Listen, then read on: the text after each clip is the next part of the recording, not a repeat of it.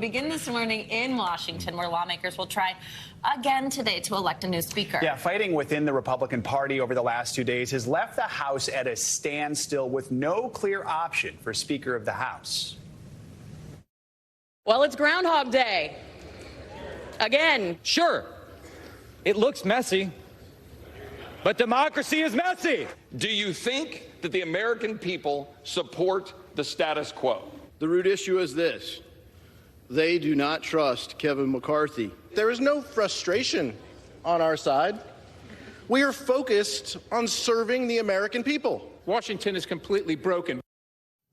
For the second straight day, Republican leader Kevin McCarthy failed to secure the Speaker's gavel. Despite last-minute negotiations, McCarthy was unable to move any of the Republican holdouts yesterday over to his side. Frustration was felt throughout the chamber as chaos erupted when Republicans adjourned for the day. On this vote, the yeas are 216, the nays are 214. Accordingly, so now Republicans are entering a third day of voting with no clear path forward. With that, we bring in NBC News congressional correspondent Julie Sirkin for the latest on all this. Julie, good morning. So do we have any idea what scenarios could play out today? Any clue how this might end? Well, first of all, Joe, you need a new TV to watch C-SPAN on, because clearly they have been on the floor trying to haggle this out. 6 failed speaker votes for Kevin McCarthy. Yesterday, they were meeting in small groups. One of the members, one of the allies of McCarthy, actually told me that meeting in big conference groups isn't working out for them anymore, because all these members, the 20 defectors who are opposed to McCarthy, have different demands. But what we're learning overnight is that Kevin McCarthy actually made them new offers, going even further to meet their very aggressive conservative demands.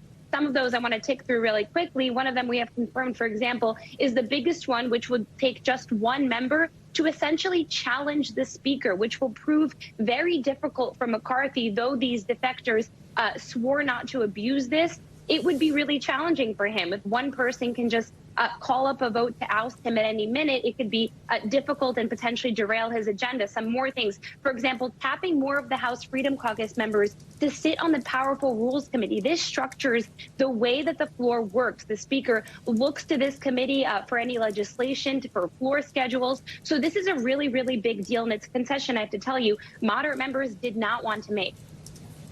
Yeah, so, Julie, I mean, you mentioned some of these concessions here that we're seeing. There's some pretty steep concessions, and there's still not enough to move the needle at all when it comes to these holdouts. I mean, is there any consensus right now on a path forward? Yeah, look, it's interesting here. You had the motion to adjourn last night that actually passed. That's actually indicative that Kevin McCarthy is potentially trending in some positive directions, because only 4 of those defectors, including Congresswoman Lauren Boebert, voted against that motion to adjourn to give McCarthy more time to negotiate. Let's take a listen to what she had to say yesterday. So let's work together. Let's stop with the campaign smears and tactics to get people to turn against us. Even having my favorite president call us and tell us we need to knock this off, I think it actually needs to be reversed. The president needs to tell Kevin McCarthy that, sir, you do not have the votes and it's time to withdraw. Look, Matt Gaetz, also one of those 4 defectors who actually voted against the motion to adjourn yesterday, walking out of the Capitol after he was able to get some of these concessions out of Kevin McCarthy. He still said, I don't trust him. So it's not clear whether today, even when they gavel back in at noon, that we will have a speaker. And if we don't have a speaker, remember, the government is basically not functioning. We don't have a functioning House without a speaker. They cannot set an agenda. They can't even pay themselves while they're not officially sworn into Congress. And also, just to remind our viewers, this is a week where all these members of Congress are excited to get sworn in. There's families, there's children in the chamber that are now just sitting around as they wait to actually elect a speaker and govern. Hey, Julie, just to be crystal clear, these defectors, they're calling for change, but they're not actually proposing someone else to be speaker, right? No, they proposed Byron Donalds, who was a freshman congressman last term. He's not getting more than a couple of votes. Those defectors, that is, that's about 20, clearly not enough to get to 218. And they are not proposing another candidate. They're just saying no to Kevin McCarthy. All right, Julie Sirkin, we know you'll stay on it. Thank you so much. And now let's get to your morning news now. Weather. California has declared a state of emergency as it braces for another powerful storm. Meteorologist Angie Lassman's tracking the conditions. Angie, good morning. Good morning, guys. And I keep getting this question. What is going on the West Coast that's allowing for all this moisture to work in? And here's the two-word answer, Pineapple Express. I know you've probably heard about an atmospheric river over the past couple of days. Yes, this is a type of atmospheric river that's a really thin band of moisture that stretches from Hawaii, hence the name of Pineapple Express, and goes all the way to the West Coast. It's basically a conveyor belt for moisture. This is what's really bringing the intense moisture onshore. We get into the coastal areas of California. You have some mountains that helps lift that air, and eventually all that moisture packed in that plume of air basically squeezes out, and we're talking about heavy rain working through. So this is what's causing all of this, and it's really reaping, it's beneficial in some aspects, but once it gets to a certain point, then we're looking at some difficult conditions for folks on the West Coast, and that's what's kind of unfolding now. We've seen heavy rainfall overnight for places like San Francisco and north of that, and now we're starting to see the heavy rain work into places like Los Angeles, and that's where we'll be watching for the heavy rain to continue through the day today. It'll be periods of heavy rain. There will be some breaks in there, but then we just turn around and have another system working onshore thanks to that atmospheric river. Here's the flood watch concerns right now. 33 million people still included in that up and down California. We have some flood warnings in effect as well, because again, just ample amount of moisture to tap into as we go through the next couple of days. Here's the additional rainfall amounts that we could see. Los Angeles already has had up to 3 inches through the morning hours, and we're expecting that secondary system, or at this point, third, fourth, whatever it is, to work onshore through Friday, and that's going to bring us more moisture as we get into Northern California. We could see anywhere from 3 to 5 inches in some of these places. So here's how it plays out. There's the storm that we're watching through today. We'll add additional snowfall too. There's the second one that we're watching through Friday. That's going to be more focused towards Northern California into Oregon and parts of Washington as we get closer to the weekend. It's going to bring, again, more flooding concerns. It's likely that we'll, once the sun comes up in California, start to see some damage as far as trees down, power outages. We have really saturated soil, so that means that it's easier with those gusty winds for trees to topple over. As far as the East goes, Savannah requested colder temperatures, rather. She wasn't satisfied with the warm. So are those low enough for you? Yeah. What say you? Just want a little snow. Well, you're off to go to Maine. You go to Minnesota. Yeah, there's a lot of snow there. Yeah, Maine, Michigan, they'll have some snow flurries over the next couple of days, guys. All right, still a lot going on. Angie, thank you so much. Let's now turn to the Vatican, where Pope Emeritus Benedict XVI was laid to rest in a historic ceremony earlier this morning. Pope Francis presided over the funeral, which took place in front of thousands of people in St. Peter's Square. Now, a living pope burying his predecessor is unprecedented in modern times. After the funeral, Benedict's coffin was taken back inside St. Peter's Basilica, where it's expected to be placed in a vast underground crypt known as the Vatican Grottos. NBC News foreign correspondent Claudia Lavanga is at the Vatican for us. We're also joined by George Weigel. He's a distinguished senior fellow, and William E. Simon Chair in Catholic Studies. Good morning to both of you. Thank you for joining us on this historic occasion. Claudia, I'll start with you on the ground there. Now, despite Benedict's request for a simple funeral, it turned out to be a pretty big event. Walk us through some of the key moments, like who was in attendance and just what it was like on the ground there. Good morning, Savannah. Well, the Vatican said that it was going to be sober, simple, and solemn. And at the end of the day, even if it was big, of course, there was a big attendance. It really was that. There were about 50,000 people filling up St. Peter's Square this morning, all united in prayer and silence. And then before the Mass, before the funeral, the casket bearing the body of the Pope Emeritus Benedict XVI came out of St. Peter's Basilica, where it has been lying in state for about 3 days. And when it came out into the square, there was a long round of applause. There were some even chants of people saying "Santo subito," which in Italian means "make him a saint now." The Vatican just literally 10 minutes ago sent us pictures of the actual burial of the casket. So now the casket has been buried underneath the St. Peter's Basilica in the so-called Vatican crypt or grotto, Savannah.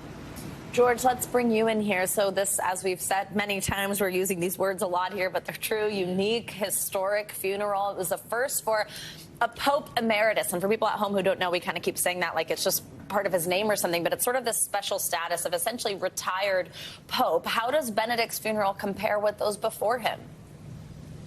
I think this funeral, as Claudio just said, was characterized by a certain noble simplicity. By my recollection from our work together at NBC 17 years ago, this was about an hour shorter than the funeral mass of John Paul II. I think the atmosphere here was one of tremendous gratitude. This was an extraordinary life. Joseph Ratzinger exhibited one of the finest minds in 2,000 years of Catholic history. And I think the world got a sense of how much he was revered and appreciated by the people of the church, who, as Claudio said, turned out in great numbers today, and hundreds of thousands of them came through the Basilica since Monday to pay their respects to his mortal remains. Absolutely. Claudio, talk to us a little bit about the burial itself. I know certain items were placed inside the coffin. Tell us about those and their significance. Hey, Savannah, this is really a rare opportunity to see a centuries-old tradition being played out in front of our eyes. Well, we didn't actually see the objects being put inside the casket, but the Vatican said that there will be at least 3 objects. One is the pallium, which is the kind of stolen wool that is on that popes wear on their shoulders. The other one is a bag full of coins and medallions that have been minted during the pontificate of Pope Benedict XVI. For instance, with John Paul II, there were 26 coins put into his casket. 1 for each year. We don't know yet whether Pope Benedict XVI got 8 coins, because that's the number of years where he was when he was Pope. And then the last thing, perhaps the most important, is the so-called rogito, which is a deed that describes the life and work of Pope Benedict XVI, a bit of a curriculum vitae in a way, and what he's done during his pontificate. I'll just read you a very short passage of that. It says, his memory remains in the heart of the Church and of all humanity, and that he was gifted with vast and profound knowledge, biblical and theological. Savannah? And George, actually, I know you've met and spent time with Benedict before. What were your impressions of him? What was he like as a person? And what would you say his loss means for the Catholic Church? We knew each other for 35 years, Savannah. I last had an extended conversation with him a couple of years ago. And while he was very physically frail then, his mind was as clear as a bell. He had a terrific sense of humor, which I think most people would perhaps find somewhat surprising. He was so shy and diffident in public. And he had a clarity of mind that was really singular in my experience. You would ask him a question, he would pause and reflect, and then he would answer in complete paragraphs. Not simply complete sentences, but complete paragraphs. As I said on the MSNBC broadcast of the funeral mass this morning, in terms of his significance and what his loss means, this is the end of an era. He was the last great figure of the Second Vatican Council, which began 60 years ago, to pass from the scene. So we are entering a genuinely post-conciliar moment in the history of the Church, and he will be very much missed for that, because he was one of the principal influences on the teaching of Vatican II and then on its interpretation. Wow, very valuable and personal insight there, George. And Claudio, thank you for your report on the ground. Thank you both. We want to take a closer look at the life and legacy of Benedict with Father Matt Malone. He is a papal contributor for NBC News and the former editor-in-chief of American Magazine, which is a Catholic journal. Father Malone, thanks so much for joining us. I'm guessing you've been up for several hours this morning. We do want to ask, just what were your impressions, what went through your mind watching the funeral, especially considering how unprecedented it is to see a living pope bury his predecessor? Well, I thought it was really spectacularly beautiful. But if you were a Catholic, it would have also seemed very familiar, because it was really the kind of funeral, minus 50,000 people and the setting of St. Peter's, that is performed every day in parishes throughout this country. But you're right, this uniqueness of one pope who is burying a predecessor, it tells us something about where the church is headed and what the papal office might, evolve to be over the next few decades. I mean, as human beings begin to live longer, as we're able to be more productive later into our lives, I think we're going to see more papal resignations. And in that sense, Benedict's decision was prescient. Yeah, let's rewind a little bit and just remind us about that period. Also, how he came to be Pope, but then why he did stand down. I mean, the first in 600 years to do so. Yeah. Well, I mean, he came to be Pope really because he was the most familiar figure to the College of Cardinals when it was meeting to elect the new Pope. He had stood with John Paul II shoulder to shoulder for 24 years in governing the church. And he seemed to be the most obvious choice, the most stable choice. And you have to remember that the papacy of John Paul II was this, frenetic and fast-paced, series of changes. And so I think the College of Cardinals said, in our next Pope, we want to take a little bit of a breather. So let's pick somebody who's stable, who's dependable, who's also pastoral, right? And they did. Now, going into that, he told them, I'm not an administrator. Right? This isn't an office that I've ever sought. I'm an academic. I'm a bookworm in many ways. I'd rather be in a library reading or writing a book, right? But I'll do it. And he did it. He did it for 8 years. And but when it got to the point when he could no longer, he felt, physically meet the challenges of the job, he said, okay, I'm going to do something that's never been done, and I'm going to step aside and resign. What do you think? We've often over the last week used the word complicated to describe his legacy. Yeah. You got 30 seconds here. What do you think he is going to be best remembered for? What's his impact? I think he's going to be best remembered for two things. One, he was the greatest, one of the greatest Catholic thinkers of the 20th century, without a doubt. And secondly, that act of resignation. I mean, there are not many moments in history and not many places in the contemporary world where somebody voluntarily gives up that much power. Yeah. And so it was a witness not only for Christians, but I think for people everywhere. All right. Father Matt Malone, thanks so much for your perspective this morning and for getting up early. I guess you would have been up early no matter what. Yeah. We appreciate you spending your time with us. No, very important perspective. You're just hearing, bookworm about him. It's very neat to have you here with us this morning. Thank you so much. Sure. We have some encouraging news this morning about Buffalo Bills defensive player Damar Hamlin. Yeah, in a statement, the Bills say Hamlin is showing signs of improvement at a Cincinnati hospital, but he is still under intensive care and in critical condition after collapsing on the field during Monday night's game against the Bengals. NBC News correspondent Maura Barrett is tracking those developments, and she joins us now from Cincinnati. Maura, good morning. Thank you for being up early with us. So it's been 3 days since Hamlin collapsed on the field, and teams are actually getting ready, of course, to play this weekend. It's for the first time since the incident. First, just tell us, what's the mood like right now within the league? Well, Savannah, we're now learning, according to new ratings data, that nearly 24 million viewers were watching the game on Monday night, watched Damar Hamlin collapse with that cardiac arrest, and waited with bated breath as he received CPR to set his heart back into motion. Obviously, players on the field, people in the stands, also very anxious watching that. And so that mood has continued here in Cincinnati and in Buffalo and across the country over the last 3 days, because players described it as an emotional and scary scene, even as the Bengals players here in Cincinnati returned to the field where that tragedy happened yesterday, starting up practice, getting ready for this weekend's game. I want to hear from the head coach of the Bengals yesterday, who described how everything played out.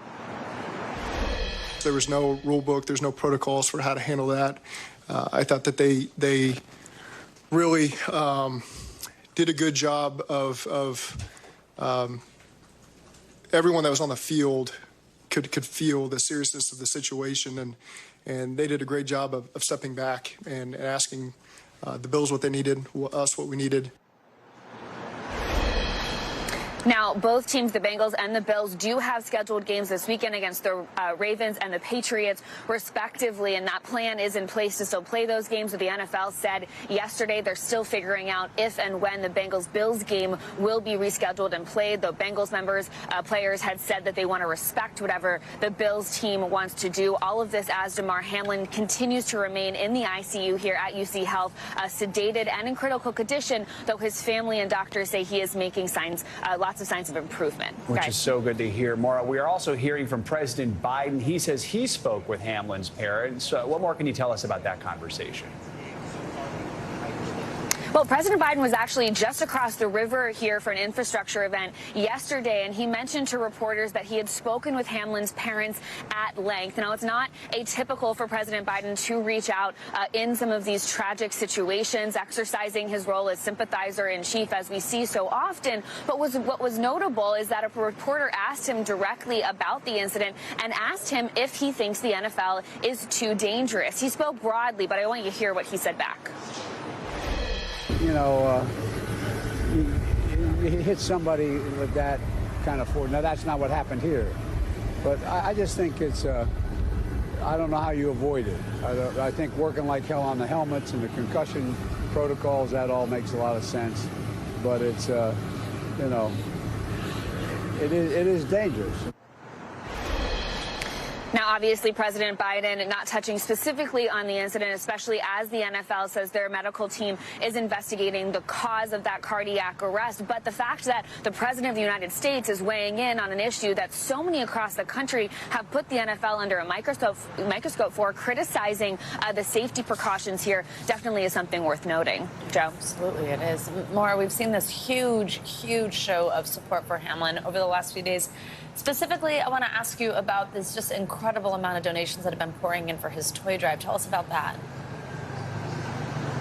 Yeah, this has been really encouraging to see the community obviously really coming together, again, both here in Cincinnati and in Buffalo. There had been a GoFundMe set up in the past couple of years for a toy drive that Damar Hamlin had set up with his mother, his family, and we have now seen more than $7 million in donations just in the last few days. That'll be going to his foundation to support his community, but we've also seen prayers coming in across the country, prayer vigils in both cities, a memorial, a vigil set up here just outside the hospital as people come and stop and pray, encouraging Hamlin to get better, because as we've heard over and over again, this is more than just about football. This is about a 24-year-old who is fighting for his life.